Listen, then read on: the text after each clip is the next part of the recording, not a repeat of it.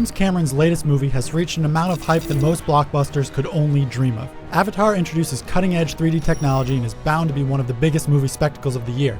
So of course you know what that means, a movie tie-in video game. Avatar the game is actually a prequel to the movie and stars an entirely new character named Abel Rider. It takes place on the same lush jungle paradise of Pandora and involves a fight between a militant human faction and the tall blue natives of Pandora called the Na'vi. Like a lot of wars, this is one over resources, particularly a rare mineral found in the Na'vi forests.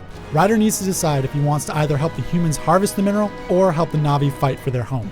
Unfortunately, the game does a terrible job of explaining this backstory.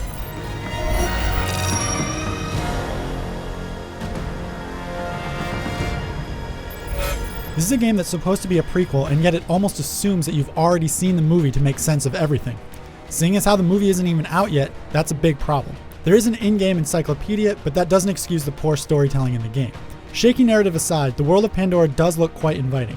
The entire game is packed with an impressive number of plants and wildlife at all times, so much so that the frame rate sometimes suffers a little because of it. One of the big selling points here is that the game is also fully compatible with 3D capable TVs. Unfortunately, we can't show you these effects in this video review, but trust me, they are indeed a selling point. Bullets come whizzing past your head, the flamethrower looks awesome, and the jungle becomes even more immersive. It's a shame that only a very small number of gamers will be able to experience this right now.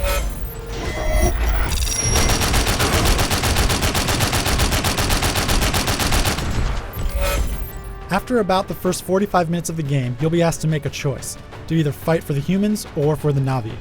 Depending on what you choose, the game will either become a generic third-person shooter or a generic third-person action game. Shooting as a human is fine, but the Na'vi controls are not very good. They feel sluggish and the camera doesn't really keep up with the action in the best way.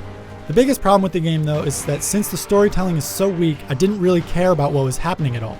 Without the proper motivation, it just feels like a bunch of been there, done that, fetch quests, and combat sequences. Things like a leveling system, unlockable skills and gear, and side distractions do their best to add meat to the game, but none are fleshed out enough to make them satisfying. The ability to control military vehicles or ride the animals does spice things up a little bit, but the gameplay here is nothing special. There also is a multiplayer mode, but you probably won't be playing it very long either. Again, this is because loose controls and middling combat drags the experience down.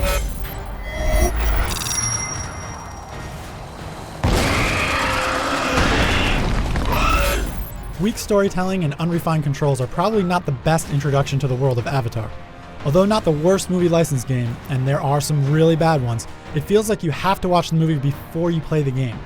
However, if you own a 3D capable TV, you will be treated to some pretty snazzy visuals. The rest of you should probably just wait for the movie to come out to see how big of a fan you become. For the full written review, check out IGN.com.